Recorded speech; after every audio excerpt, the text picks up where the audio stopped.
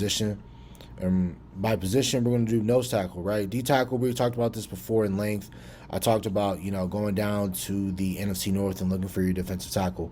Whether if you want to get back Andrew Billings, who had a really decent year under Matt Eberflus, you can get him possibly for a cheaper contract. But really, I'm looking at Detroit. Look at the nose tackle position. Look at all these D tackles they have.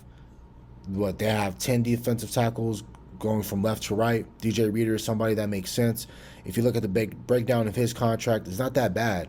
He only going to account for like a $5 million cap hit against them. If they can get out his contract this year, he only accounts for $5 million against their dead cap hit. He only counts for basically $13 million against the cap, which only percent of the league cap, which would be 4.6.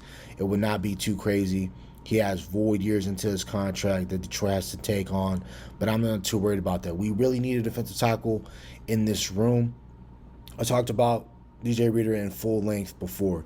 Somebody else that I'm talking about, or that I'm thinking that the Dallas Cowboys should go out and look for to trade, is the Buffalo Bills. The Buffalo Bills, just anything in purple is really either new additions or rookies. Deion Walker is a rookie. They just drafted him in the 4th round.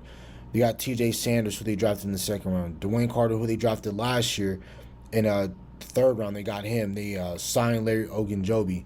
They have Ed Oliver, who is one of the best defensive tackles in the league. You got DaQuan Jones, who can be a nose tackle for you as well. If somebody you want to trade for. But I would like Larry Ogunjobi, but they're going to keep that.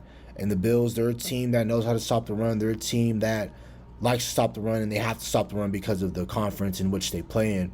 But if you're the Dallas Cowboys, I'm looking at either DaQuan Jones, or I am looking for a guy like who I just said, DJ Reader, right?